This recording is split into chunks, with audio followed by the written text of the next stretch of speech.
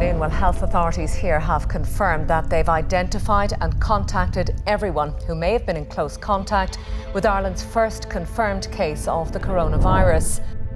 I could never have imagined that we would have to come up with a solution to manage a pandemic with such complexities. With public health officials confirming 93 more virus-related deaths, the HSE says our hospitals are firmly operating at surge capacity.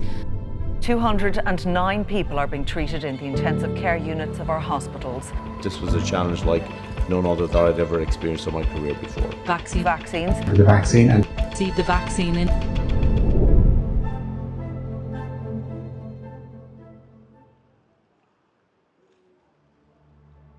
So within our business, we are what we call a full-line wholesaler. And what a full-line wholesaler does is we provide a range of 15,000 different products to community pharmacies and to hospitals 11 times a week.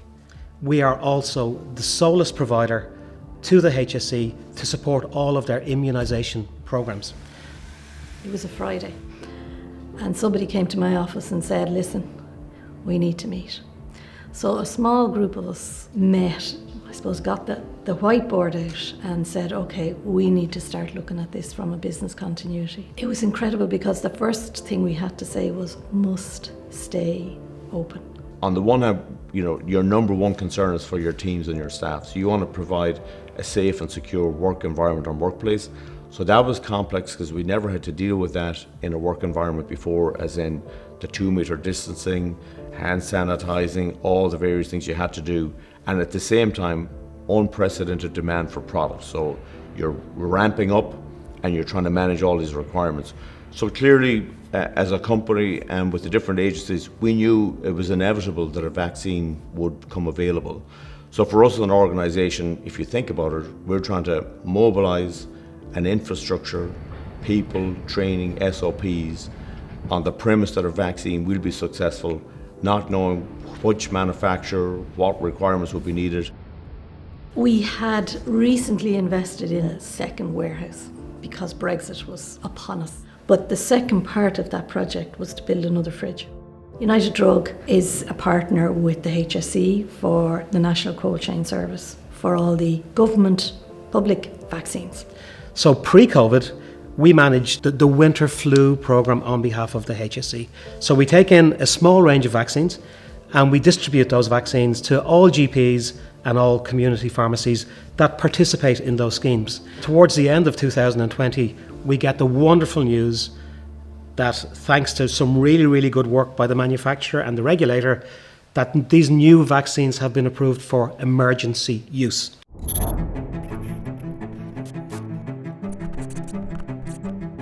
So this is the news we've all been waiting for to get everybody back into a standard world. We didn't know the temperature requirements, the handling requirement, the storage requirement, the distribution requirement.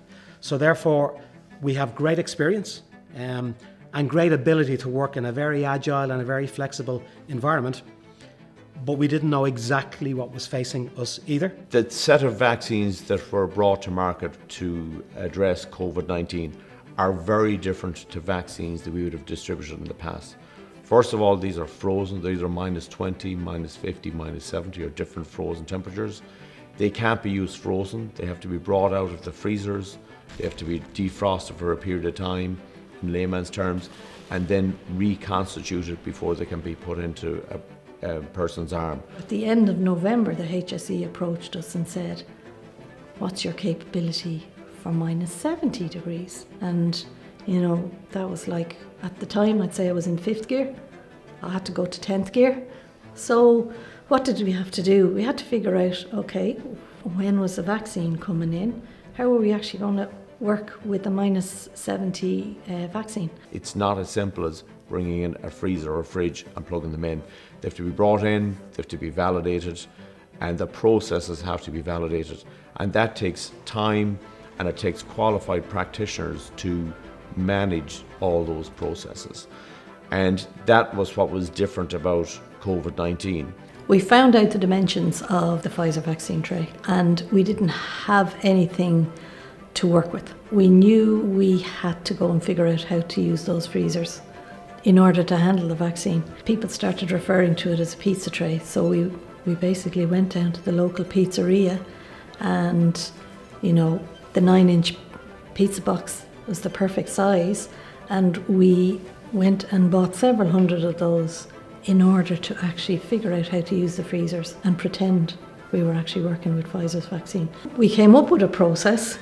We understood what timings we need, what labels we need, who was scanning, who was handling the stop clock, who was documenting it, and we had that.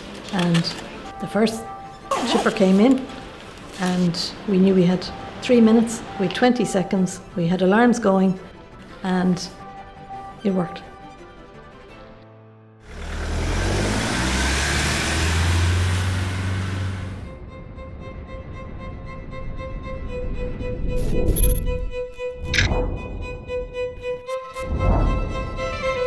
The first delivery of the Pfizer vaccine was on the 26th of December 2020. And the evening beforehand, actually during my Christmas dinner, I found out that the Minister for Health, the head of the HSE, would be visiting us at 9 o'clock the next morning. I think at that stage, we were fully aware of the task at hand. We were fully aware of our responsibility. And we were also fully aware that whatever we would do, as we would do either way, had to be done with absolutely 100% execution. Because when you've got excess of demand over supply and something goes wrong, and a vaccine cannot be delivered for whatever reason, that just couldn't happen. I distinctly remember on Stevens' day when the first delivery of vaccine came into the country from Pfizer. But subsequent to that, different manufacturers were bringing on stream newer vaccines that had different requirements and different needs. For us, as the recipient of that was very complex. It's easier to manage one vaccine with one set of requirements. It gets more and more complex as you start to build out and say there's 3, 4, 5 different manufacturers, each of their vaccines having different requirements. So we had days where we had to go and deliver multiple different vaccines with different requirements to multiple different distribution points around the country. And yet the expectation is that every single delivery or dose is going to be perfect with no risks or issues. So for us, fortunately, it happened one at a time and it built out. But still, it's a huge undertaking because that adds, it's not just fivefold, it's an exponential increase in the level of complexities that's required to address such a need or such requirements. The two priorities were the nursing homes, the residential care facilities, and the healthcare workers. The Pfizer vaccine was going to have 195 vials, so there's 1,170 doses in that box. A nursing home might have 40 people in it, or 30, or 60, but it didn't have 1,170. So we had to come up with a process for GMP to do that with the Pfizer vaccine, so that it meant that no matter where we were going, GP surgeries, nursing homes, whatever, that we actually had a process that worked. The amount of people who made serious personal sacrifices, who worked 7 days a week, who worked 18 hours a day, and not just kind of packing and delivering, but developing solutions. The solutions at our level had not been developed when the vaccines were, approved, manufactured and delivered.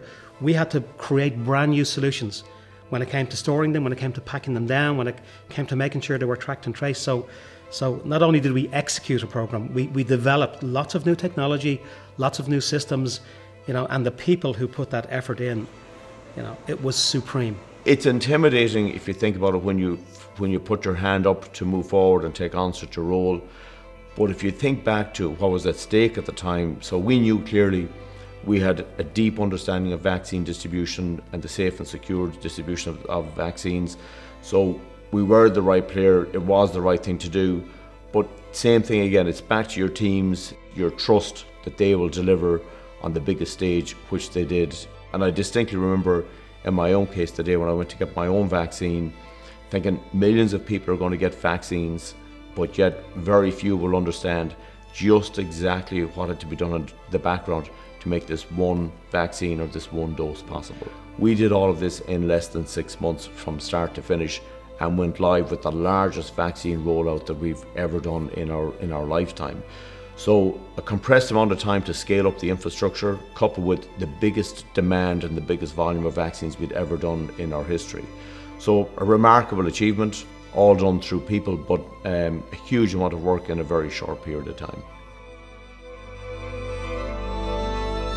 Today, the Health Minister also revealed that up to Sunday, almost 95,000 people have received the jab.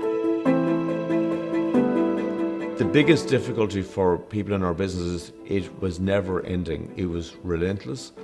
It was 24/7. It was all consuming. Some people found it really, really difficult. I wouldn't say burnout, but it was like non-stop. So even if you had a day off, it never left your mind. So for that sense, I would say our teams have been magnificent because it was absolutely relentless. I'm tremendously proud of the team. It probably is a high point in my career. I'm hoping there's other high points, but not as a result of a pandemic. These things make you stronger, right? And for me, that was the big learning, was just how far you can push yourself. And when you step outside your comfort zone, how far you can push yourself as an individual, as a team, as an organisation. And once again, I've seen that the teams and the people in United Drug, when you put the goalposts up and it's that last minute free, our teams always kick the ball between the posts at that last kick. They always do. But in the last 2 years, we know we've saved lives. And there is no greater achievement.